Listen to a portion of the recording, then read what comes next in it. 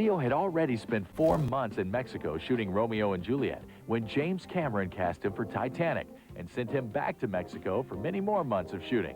Cameron compares DiCaprio to a young Gary Cooper. Leonardo is a great actor, possibly the greatest actor of his age out there.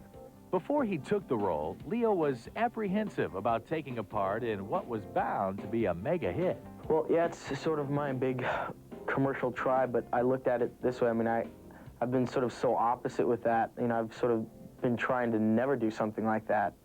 And I mean, I certainly am not going to continue being, you know, the commercial guy. I don't want to go that route, but I don't want to discriminate a piece of work just because it is commercially, you know, has commercial potential. I mean, I can't be that extreme. By all counts, Titanic was a long, intense shoot. You've got to know going into the Titanic that you're gonna go through some stuff. But Leonardo chilled out on the set by playing video games and practical jokes on director James Cameron.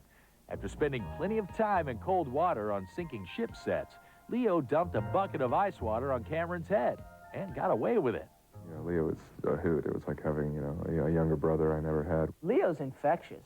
If he, you know, if he's in a good mood, you know, which during 8 months of filming you're gonna have a couple of bad days, but if he's in a good mood, man, everybody feels it. I mean, he's just a lot of fun. And he's a good mimic. According to more than one source, he likes doing impressions of everyone from Robert De Niro to Sharon Stone. Leonardo said at Titanic's Tokyo premiere that the film made a man out of me, a quote he says he's since come to regret.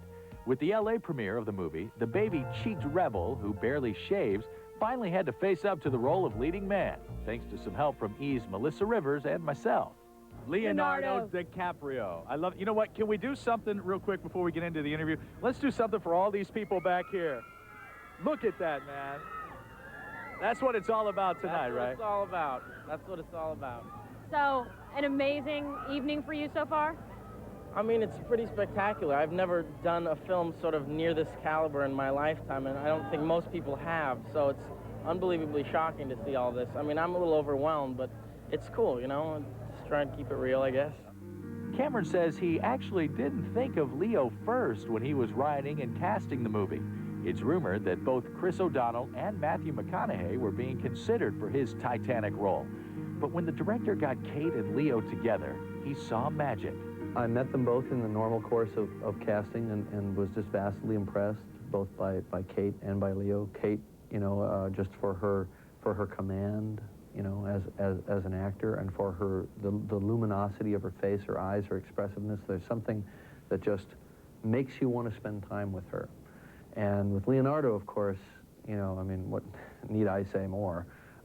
He wasn't a star, really, per se, when I met him. He was a very promising young talent, and you know, we got a little bit lucky with his you know, recent stardom, which hopefully Titanic will even increase.